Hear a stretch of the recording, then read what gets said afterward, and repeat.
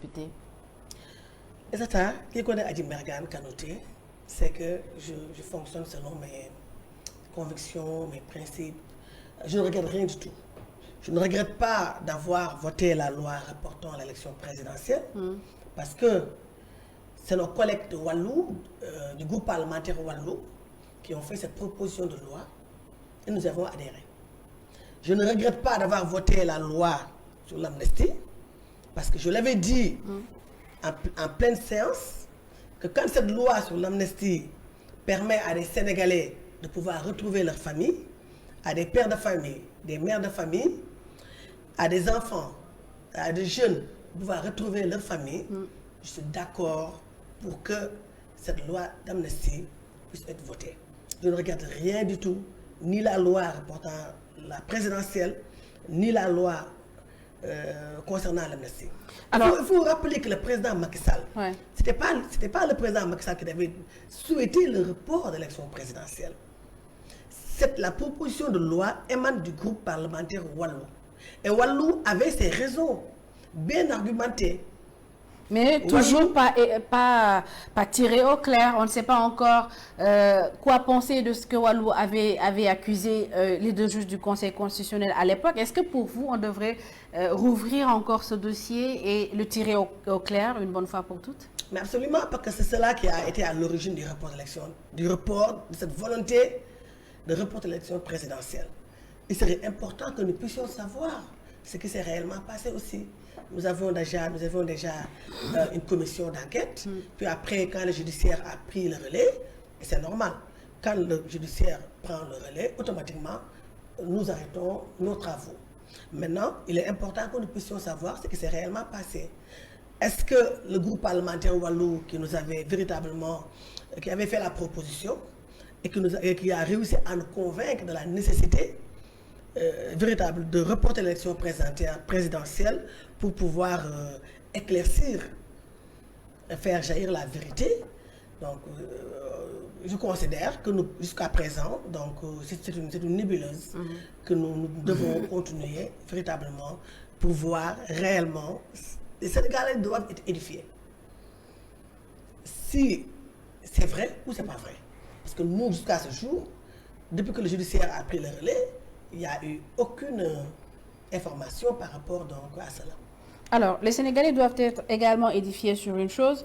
Lors de son face-à-face avec la presse nationale, le président de la République, Bassirou Diomaye Faye, a parlé de l'inexistence ou de l'utilisation totale des fonds politiques qui étaient alloués à au président de la République. En tant que député, c'est vous qui votez tous ces budgets. Est-ce que vous comprenez l'épuisement total de ces fonds alors que le budget n'est pas totalement exécuté, alors que l'année vient tout juste de démarrer, pratiquement, quand il prenait le pouvoir?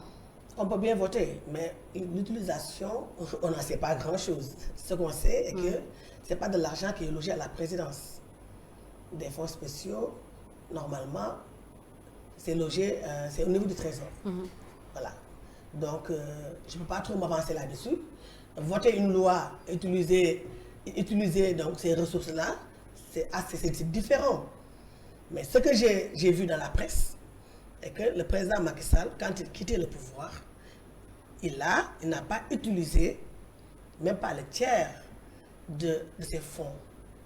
Maintenant, si le président Bassirou Diomaye Diakhar Faye le dit, il n'a qu'à édifier les Sénégalais sur cela. Qu'est-ce que vous pensez de l'opacité qui entoure l'utilisation de ces fonds? Est-ce que vous pensez que les choses devraient se passer comme ça? Parce que le président a parlé d'élargir la connaissance de l'utilisation de ces fonds à 3 institutions, au président de l'Assemblée nationale ou au président d'autres institutions. Est-ce que pour vous, ce serait une bonne chose pour mettre un tout petit peu de transparence dans l'utilisation de ces fonds? Ce que je retiens est que le président Bassirou Diomaye Diakhar Faye avait dit qu'il n'utiliserait pas ces fonds politiques. C'est ça que je retiens moi. Je ne retiens pas de l'interprétation qu'il est en train d'en faire maintenant. Ce que je retiens... C'est ce qu'il avait dit avant. Il avait dit qu'il n'utiliserait pas, ils allaient supprimer les fonds politiques. C'est tout simplement. Maintenant, en faire une interprétation, franchement, ça ça me surprend. Donc nous attendons à ce qu'il puisse concrétiser ce qu'il avait dit. Donc vous, ce que vous attendez, c'est que le politiques, président supprime ces fonds mais totalement. comme lui, il avait souhaité, lui avait carrément dit que ces fonds politiques devaient être supprimés. Qu'une fois élu, il allait supprimer ces fonds politiques. Maintenant, il faut savoir que ces fonds politiques également, c'est extrêmement important pour un chef d'État.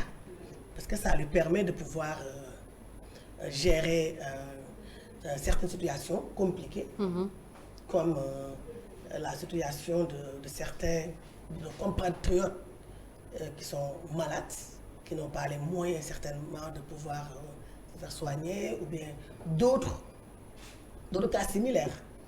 Donc je pense que les fonds politiques ont leur raison d'être et d'exister.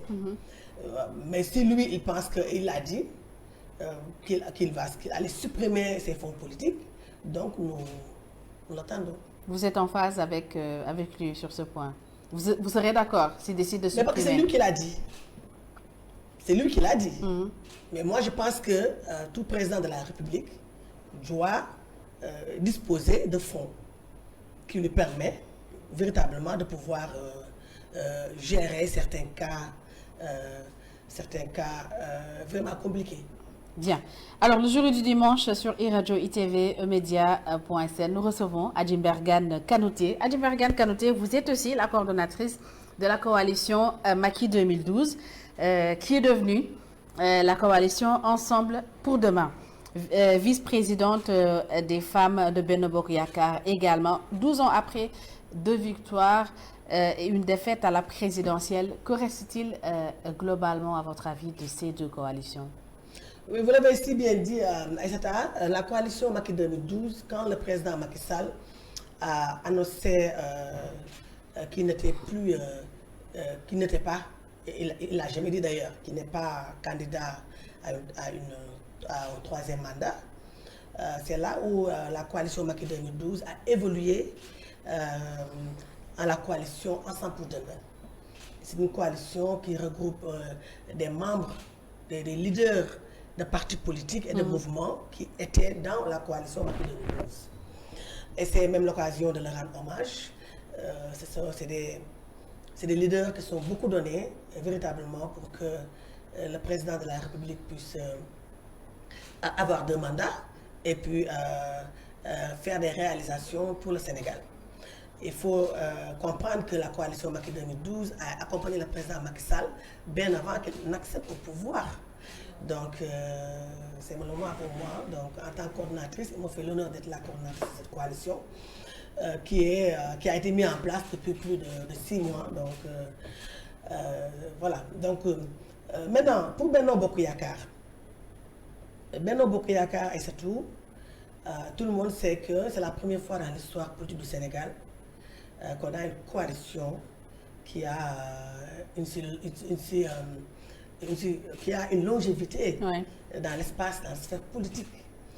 Je pense qu'il est arrivé un moment où Benno Bokk Yakaar doit évoluer vers un cadre beaucoup plus large, un cadre inclusif où nous allons retrouver aussi bien les membres fondateurs de Benno Bokk Yakaar, mais également s'ouvrir à d'autres forces politiques, à d'autres forces citoyennes, à d'autres forces vives de la nation, pour que Benno continue à être cette force redoutable qui pourrait... Est-ce que vous pensez que Benno peut garder sa solidité dans l'opposition? Oui, j'y crois. J'y crois fermement parce que pour moi, ce qui nous unit est plus important. Nous avons vécu, nous avons un parcours,